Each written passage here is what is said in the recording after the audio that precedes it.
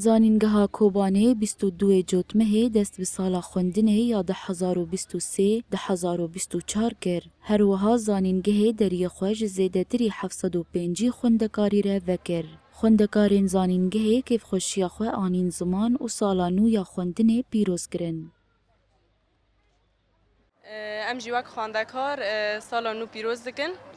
لخوا و همو مامسته خوا و همو خواندکارین خوا پیروز دکن و ام هیوی آمجی که اف سالا میانو سالا که خوش به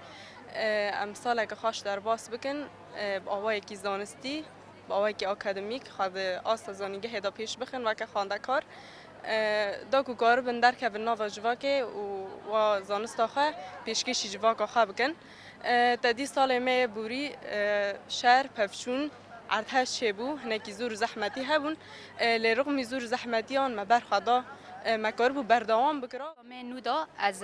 دستپیک دا خیرهاتن همو خواندکارین کو هات نزانینگه ها کوبان خیرهاتن وان دکم و بهیویا کو سالک نو او جواک ما به چوش دستپی بکن و به انجام پر سرکفتی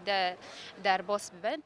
هروها هفسروکی زانینگها کوبانه شروان مسلم جروج آوا تیوی را آخوی و دیار کر کو دی زانینگها کوبانه ده دو بشه نو هاتنه وکرن. وکو زانگاه کوبانی حضرتی هم به سال نو باوی که باش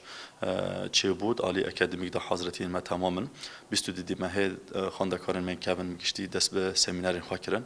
خواندکاران من نوجی هاتن دست به تومار کرنا خاکرن و اینها ایدی سمینار خوابستینن و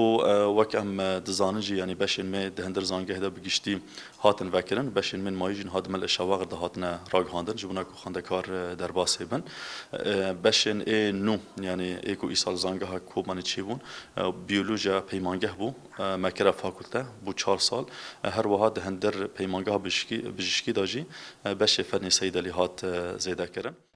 لگوری هفسروکی زانینگها کوبانه آمادکاری انوان جبو در باسبونا زانینگه که نو هنه. وید دمک نزده خوندکار در باسی زانینگها نو ببن.